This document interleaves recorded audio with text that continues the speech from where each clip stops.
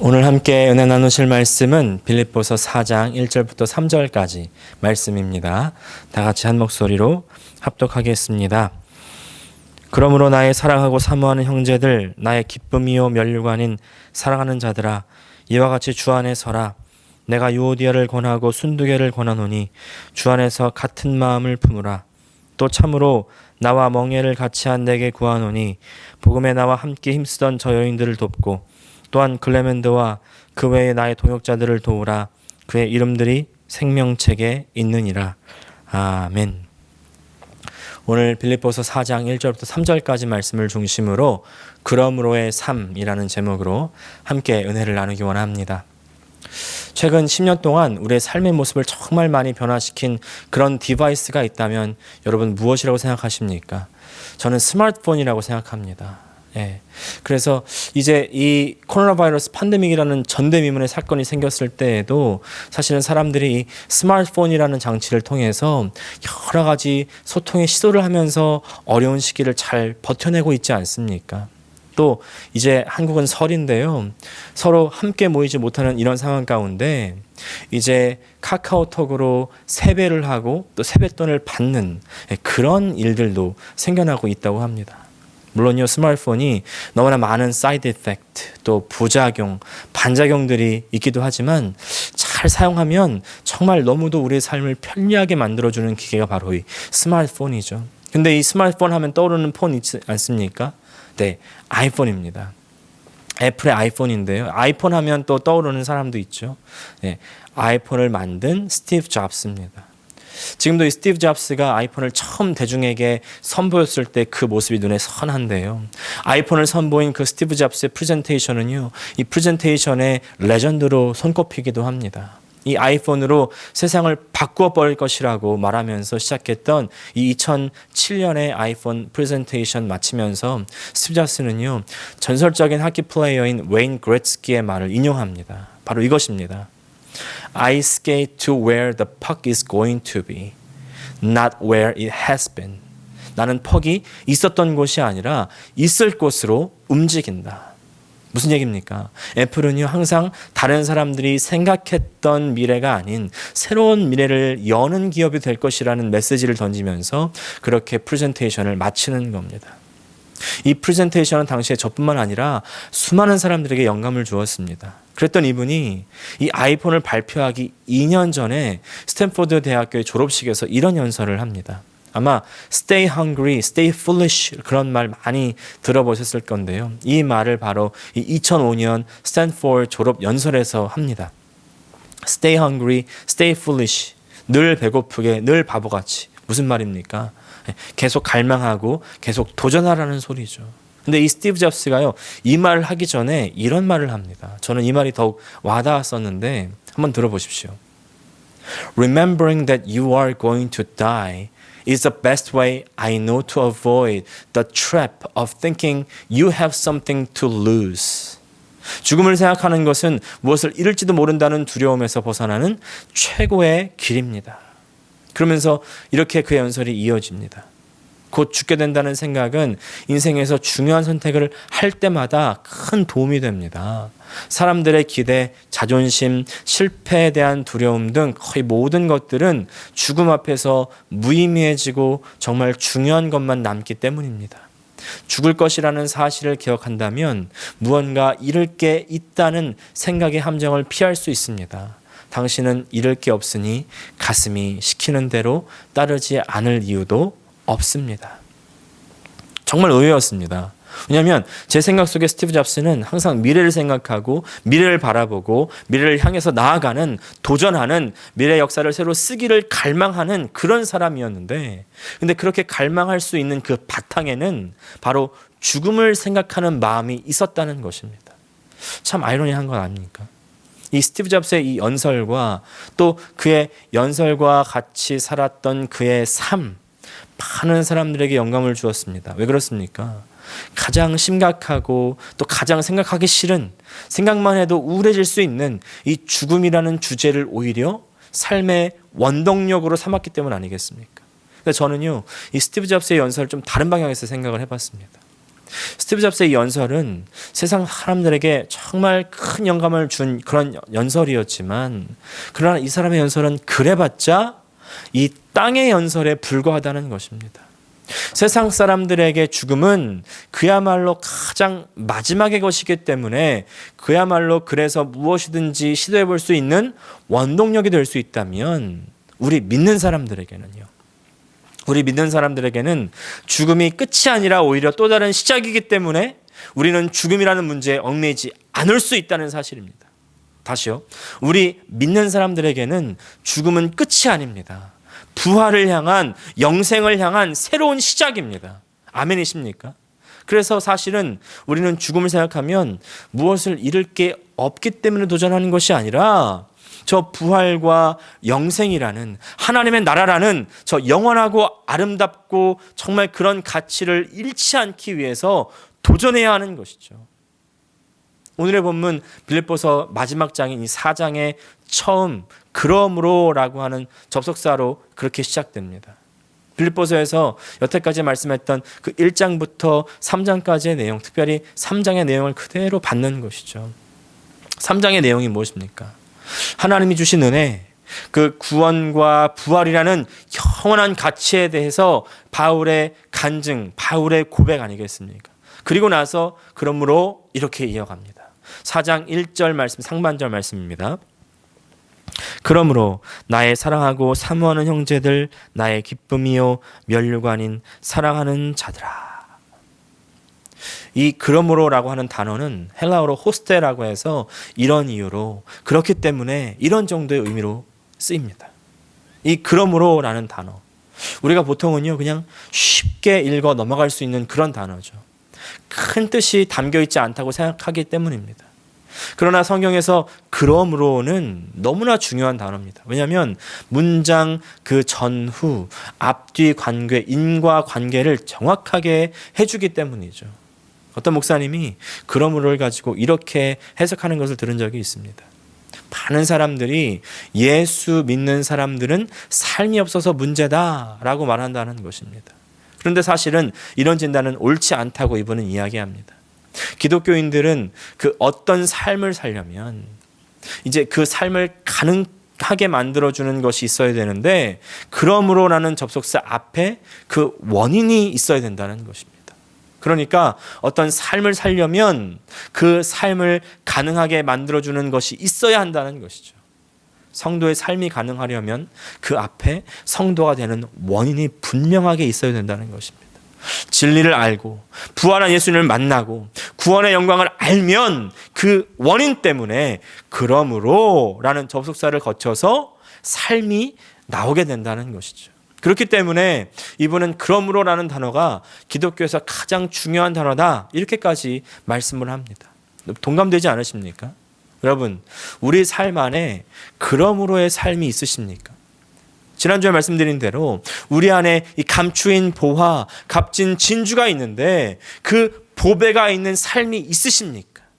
자, 이런 보배가 우리 안에 있으니 이제 그러므로의 삶을 살자 하고는 바울은 이제 빌립보서의 마지막 장 4장에서 우리에게 삶의 실제적인 권면, 행동 지침, 실천 방안을 제시하는 것입니다.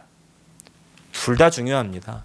구원의 은혜와 부활의 영광이라는 그 값진 보배도 중요하지만, 이제 실제로 그것을 가진 자의 삶이 어떻게 나타나야 되는 것인지를 빼놓을 수는 없는 것이죠.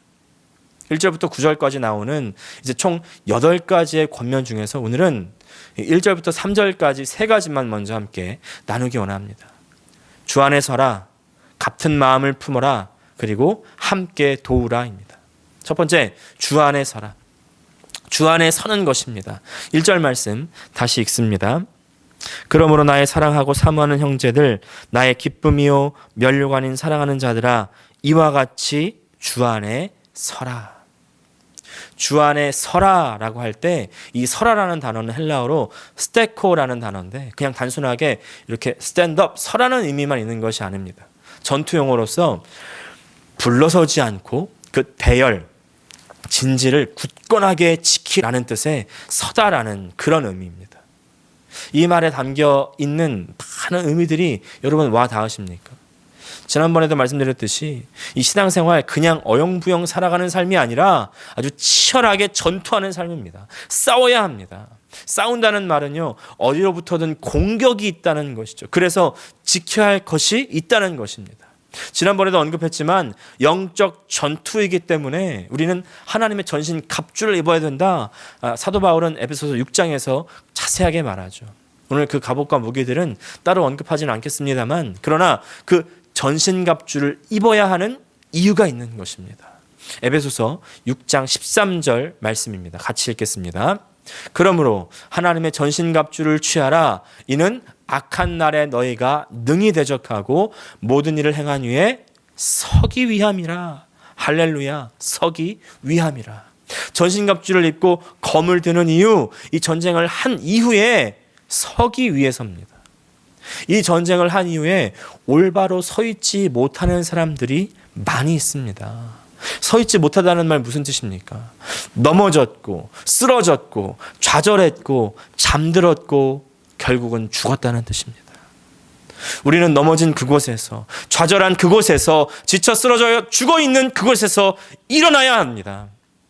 마가복음 5장에 보면요, 예수님께서 이 회당장 야이로와 대화를 하시는 장면이 나옵니다. 회당장 야이로가 제 딸이 죽게 되었사오니 선생님 빨리 와서 제 딸 좀 고쳐주십시오, 이렇게 간구합니다. 그래서 예수님께서 이제 출발을 하셨는데, 이번에도 지난번 나사로 기억하십니까? 나사로 때와 비슷합니다. 나사로 때도요, 동생들이 우리 오빠가 죽어가게 생겼으니 선생님 빨리 오셔서 고쳐주세요 하시는데 천천히 가십니다. 결국 나사로는 죽게 됐죠. 이번에 야이로 딸도 마찬가지예요. 야이로 딸이요, 죽게 되셔서 이제 가시는데 또 중간에요, 12회 혈루증 걸린 사람의 병을 고쳐주면서 정말 볼일 다 보면서 가는 겁니다. 가만 보면 예수님의 시간과 우리의 시간은 너무나 다른 것 같습니다. 우리는 문제가 일어난 그때 당장 하나님께서 와서 고쳐주시고 해결해 주셔야 될 것 같은데, 예수님은 아직 때가 아닌 겁니다. 예수님은 때가 따로 있으신 거예요. 근데 그 예수님의 때는 이미 나사로가 죽었고 또 야이로의 딸이 죽은 그때입니다. 이미 야이로의 딸이 죽어서 이제 사람들이 예수님, 선생님, 이제 선생님 더 이상 필요 없어요. 이미 끝났어요. 이미 죽었어요. 그때 예수님께서 이렇게 말씀하십니다. 마가복음 5장 41절 말씀. 그 아이의 손을 잡고 이르시되 달리다 쿰 하시니, 번역하면 내가 내게 말하노니 소녀여 일어나라 하심이라. 할렐루야. 달리다 쿰, 달리다가 소녀여, 쿰 일어나라는 뜻입니다. 이거 뜻을 잘 생각해서 읽어보면요, 제가 말하는 그 단어의 강세를 좀 주의해 보셨습니까? 그냥 달리다 쿰이 아니라 달리다 쿰, 쿰의 강세가 있습니다. 달리다 쿰. 여러분, 예수님께서는요, 사실 그냥 손을 대시면서 딸을 살려내실 수도 있었고, 그냥 조용히 이름만 부르면서 그 딸을 일으키실 수도 있으셨을 겁니다. 근데 왜 예수님께서는 굳이 큰 소리로 모든 사람들 다 들리도록 달리다 쿰 말씀하셨을까요? 모든 사람들이 일어나라는 이 말을 듣기 원하셨던 것입니다. 야이로 딸도 그 죽임이라는 그 상태에서 일어나야 했지만, 또 누굽니까? 그 아버지와 그 가족들과 사랑하는 사람들도요, 딸의 그 죽음이라는 문제 앞에서 슬픔으로 좌절하고 넘어져 있게 되지 않았겠습니까? 그 좌절하고 넘어진 상태, 그 슬픈 상태에서 일어나라는 것입니다. 사랑하는 여러분, 예수님의 달리다 쿰, 그 메시지, 당시의 야이로의 딸에게만 필요한 것이 아닙니다. 지금 우리에게도 동일한 예수님의 음성이 필요합니다. 예수님께서 달리다 쿰, 일어나라 말씀하시는 그 음성을 들으시기를 축복합니다. 힘들고 어려운 세상살이에 지쳐 쓰러지셨습니까? 사랑하는 가족들 먼저 떠나보내셨습니까? 온갖 병으로 낙담하며 고통 중에 계십니까? 우리에게는요, 영광스러운 부활이 있습니다. 은혜로운 천국이 있습니다. 지금 예수님의 음성 듣고 일어서십시오. 바울의 권면을 듣고 바로 서십시오. 이와 같이 주 안에 서라. 할렐루야. 반드시 여러분, 주님 안에 계셔야 돼요. 주님 안에서만 일어서실 수가 있는 거예요. 주님 안에서만 부활이 있고 천국이 있기 때문입니다. 그래서 주님 안에서만 다시 설 수가 있습니다. 그런데 이 서다라는 말에 또 재미있는 의미가 한 가지 더 들어 있습니다. 방금 말씀드린 이 서다라는 단어의 원형은 스테코인데 성경에 쓰인 그 단어는 스테케라고 쓰였습니다. 무슨 말이냐면 2인칭 복수 명령형입니다. 한국말로 풀었으면 이렇게 말할 수가 있습니다. 너희들은 주 안에서 함께 서라. 혼자만 굳건히 서라는 얘기 아닙니다. 함께 같이 굳건히 일어서야 한다는 것입니다. 그래서 이제 두 번째 권면으로 넘어갑니다. 두 번째, 같은 마음을 품어야 합니다. 2절 말씀 같이 읽겠습니다. 내가 유오디아를 권하고 순두개를 권하노니 주 안에서 같은 마음을 품으라. 같은 마음을 품으라는 말을 문자적으로 보면 같은 생각을 가지라는 것입니다. 앞서 말씀드린 대로 빌립보 교회 네 분에 휩싸여 있습니다. 이 네 분의 중심이 되는 인물들이 바로 이 유오디게와 순두개입니다. 따로 그들을 불러서 권면하는 듯한 그런 인상을 우리가 받을 수가 있습니다. 왜 네 분이 생겼을까요? 서로 자기 생각이 옳고 자기 주장이 옳다고 하기 때문 아니겠습니까? 사실 네 분 분열은요 우리의 속성입니다. 더 정확히는 죄인의 속성, 마귀의 자녀의 속성입니다. 마귀라는 말 자체가 디아볼로스, 분리시킨다는 뜻입니다. 이간한다는 말입니다. 가인도요 악한 자에게 속하여 아우를 죽입니다. 악한 자, 마귀에게 속하면 서로 공격하고 서로 죽입니다. 분리되는 거예요. 분리의 끝이 죽음입니다. 죽음도 보세요. 마귀의 꼬임으로 죄가 우리 가운데 들어왔고 결국 죄인은요 영혼과 몸이 분리가 되는 겁니다. 하나님에게서 분리가 되자마자 바로 생명으로부터 분리되는 것이죠. 죽음. 유오디게와 순두개도요 아마 이제 빌립보 교회에서 큰 일을 맡았던 두 사람이었던 것 같습니다.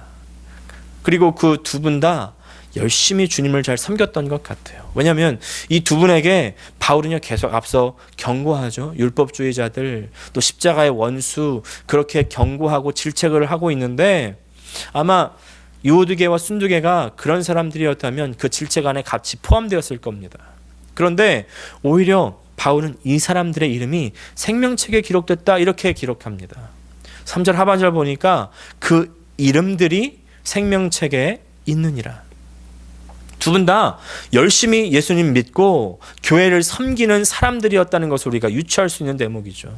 그러나 이들이 서로 자기의 주장이 옳다고 다툼으로 말미암아 교회 안에 상처가 생기는 것입니다. 여러분, 믿음이 있어도 다툼이 있을 때가 있습니다. 그리고 이런 분들이 열심히 있으면 있을수록 다툼이 더욱 커집니다. 우리가 예수는 믿었어도 여전히 마귀의 자녀들처럼 살 수 있습니다. 분리시키고 나누어지면 마귀 자녀인 것이죠. 하나 되고 일치되면 하나님 자녀입니다. 그럼 어떻게 같은 마음을 품을 수 있을까요? 사실 사람이 같은 마음을 품는다면 어떻게 보면 더 이상 사람이 아닐 수도 있습니다. 생각해 보십시오. 같은 마음을 어떻게 품게 됩니까? 세뇌당하면 됩니다.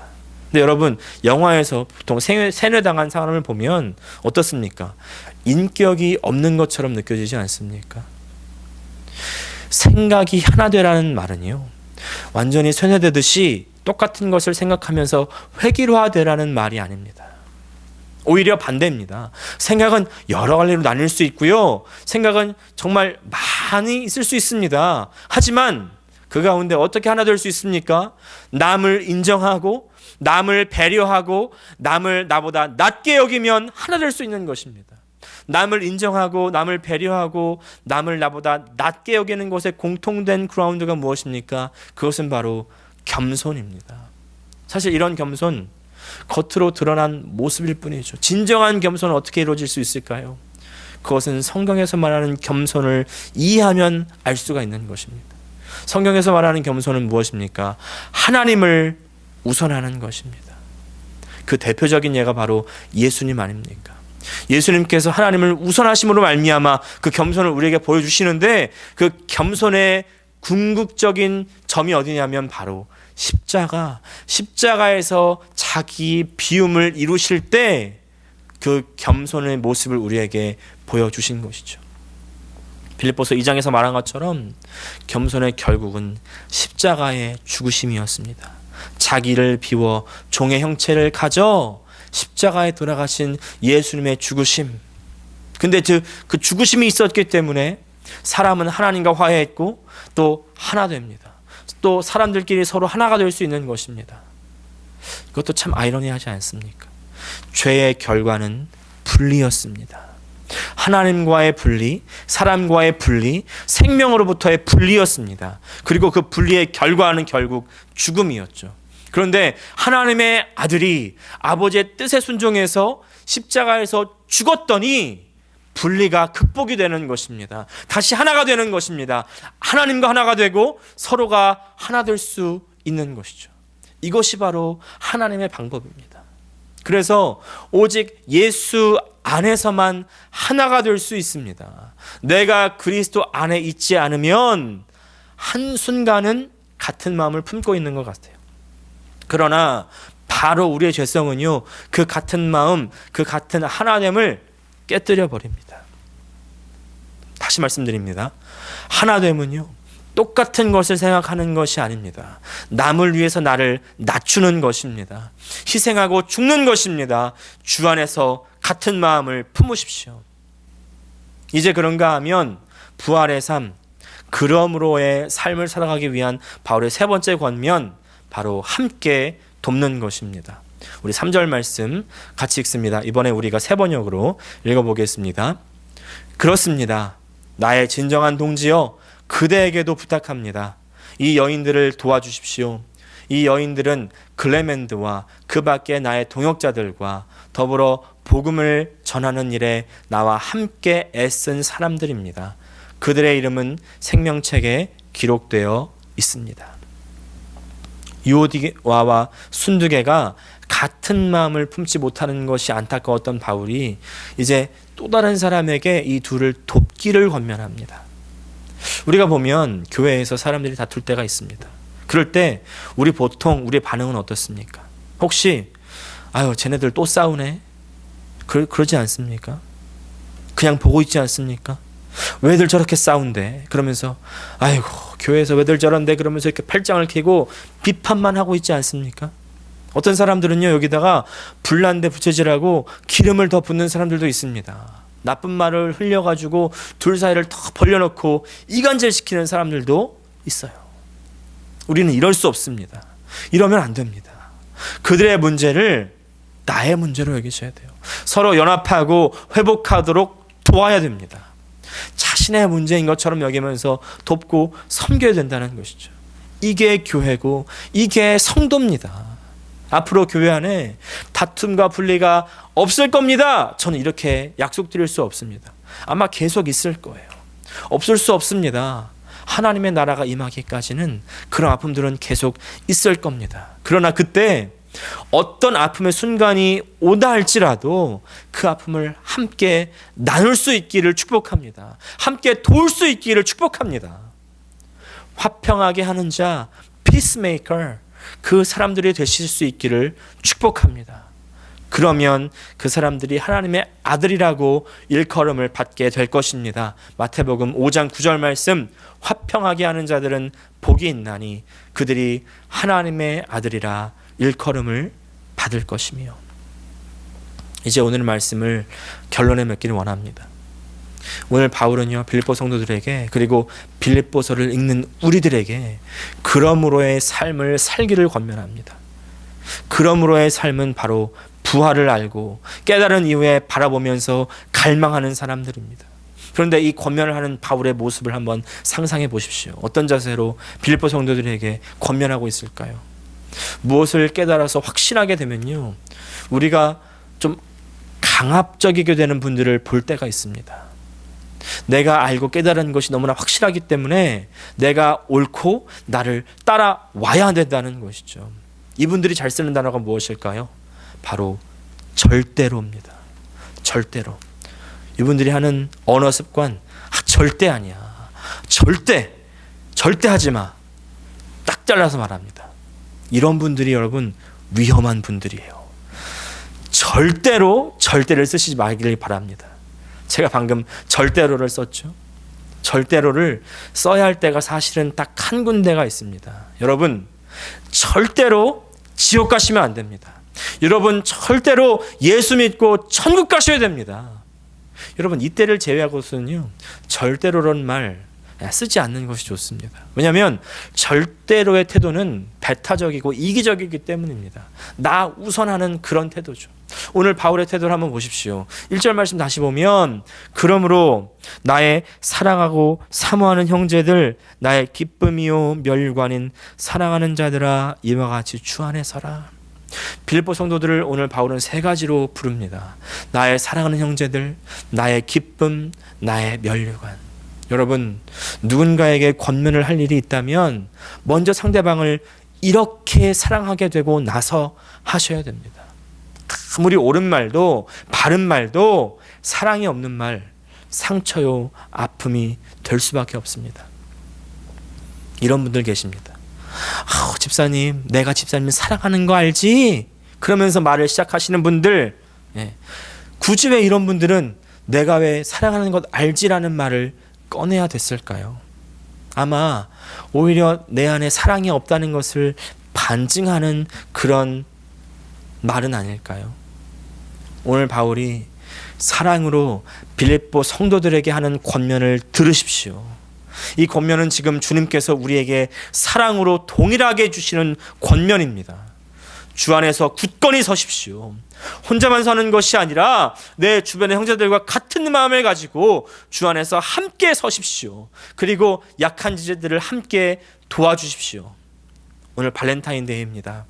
꽃과 초콜릿을 선물하면서 사랑의 말을 전하는 것도 중요하지만 사랑은 동사고 사랑은 삶입니다. 오늘 이 권면대로 행함으로 말미암아 사랑을 전하실 수 있는 우리 모든 성도들 되시기를 예수님의 이름으로 축복합니다. 함께 기도하겠습니다. 하나님 우리 아버지, 우리가 부활을 알고 우리가 구원을 얻었다면 이제 그러므로의 삶을 살아갈 수 있게 도와주시옵소서. 하나님, 오늘 바울을 통하여 우리에게 권면했던 것처럼 주 안에 바로 설 수 있게 하여 주시고 함께 같은 마음을 품고 함께 돕는, 오직 주님을 향해서 우리 모두가 함께 나아갈 수 있는 우리 모두가 될 수 있게 하여 주시옵소서. 예수님의 이름으로 기도합니다. 아멘.